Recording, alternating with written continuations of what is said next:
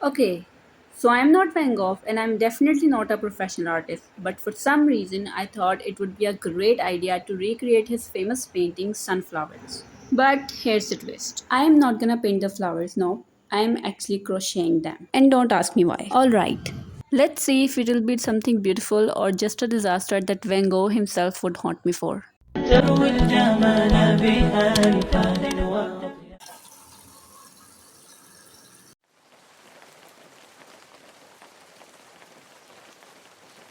So first I'll start with some gesso, basically just priming the canvas, nothing fancy, just making sure it's ready for paint.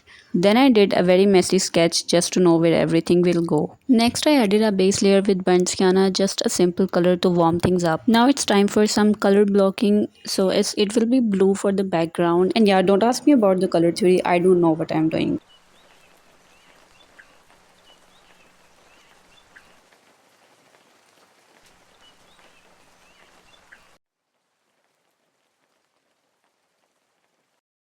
So at this point, I'm basically done with the painting. I even tried to add some texture in the background. And honestly, I don't like it at all. I'll probably repaint that part later. Next, I went digging through my yarn stash trying to find the colors for the flowers, and of course, they were nowhere to be found. For a second, I thought I lost them, and then I remembered, oh wait, I already took them out, so yeah, all that drama for nothing. Anyway, here are all the colors I'm gonna use to crochet the flowers for painting. Luckily, I had all of the colors. Alright, so let's crochet the flowers.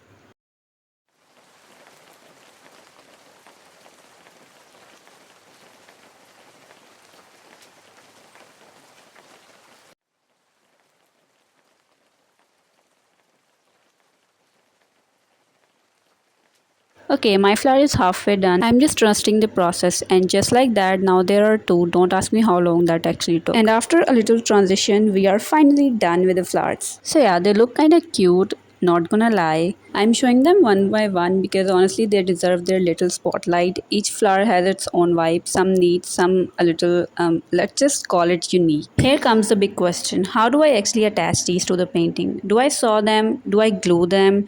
I don't know yet, but we'll find out together. Now it's time to figure out how I'm gonna arrange these on my painting. Trust me, this is the hardest part for me because I can't make decisions for anything. I'm just arranging the flowers, moving them around, trying to figure out where everything should go, and while I am at it, I realized something.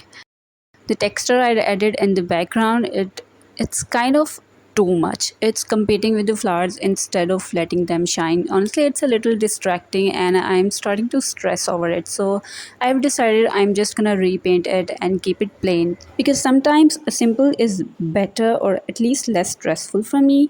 Anyway, back to the flowers. I think I'm getting somewhere, or at least I hope so. Anyway, I'll come back once I have finally decided where everything will go. Alright, the flowers are finally done. I've set them aside. Now it's time to deal with the background again. I painted it just a simple light blue color. Okay, finally we are at the last step. I just have to sew all of the flowers on the painting and then we'll finally be done. Okay, I just saw the first flower. Honestly, I'm kind of satisfied with the background now. It's simple, clean, and finally letting the flowers shine. Now it's time to sew the other sunflowers. Okay, we are done with the three flowers. I'm actually kind of loving it. Still a few more to go, but seeing them start to come together, it's so satisfying. Six flowers and I love it.